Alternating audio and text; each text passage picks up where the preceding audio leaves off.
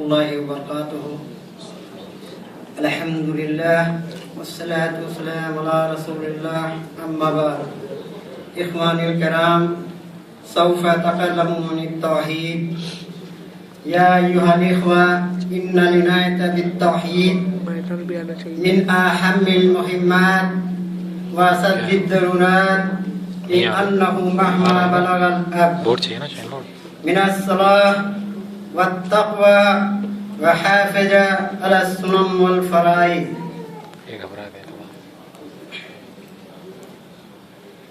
وأكثر من الخيرات، ولكنه على غير عقيدة صحيح، فحينئذ لا تنفعه صلاته ولا صومه ولا حجه ولا تقواه ولا محبته للخير، لأنه هدم الأساس الذي تقوم عليه العبادة، هو التوجه إلى الله وحده دون من سواه. قال تعالى: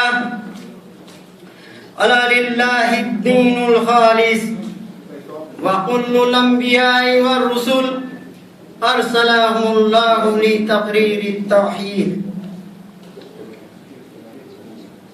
والدعوة إليه عند جميع الأمم، كما قال تعالى: ولقد بعثنا في كل أمة رسولا أن اعبدوا الله واجتنبوا الطاغوت. إخواني في الله، التوحيد ينقسم إلى ثلاثة أنواع. الأول توحيد الربوبية، وهو الاعتقاد الجازم بأن الله وحده رب كل شيء، ولا رب غيره ولا شريك له. قال تعالى: الحمد لله رب العالمين.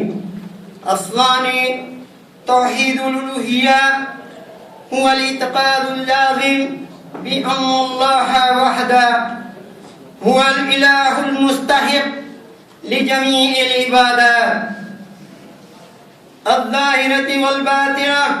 قال تعالى: إياك نعبد وإياك نستعين.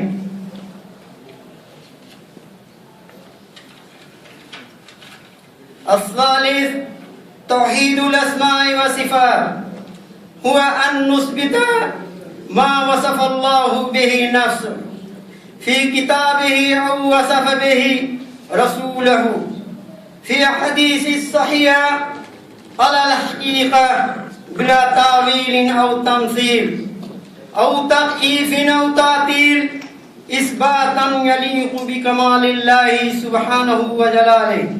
قال تعالى: ليس كمثله شيء وهو السميع البصير. فيا عباد الله، اتقوا الله واهتموا بالتوحيد اهتماما بالغا، واصبروا في الدعوة إليه، وأدعوا الله عز وجل أن يثبتنا على الإيمان والتوحيد، والله يميتنا إلا مسلمين. وآخر دعوانا الحمد لله رب العالمين، والسلام عليكم ورحمة الله وبركاته.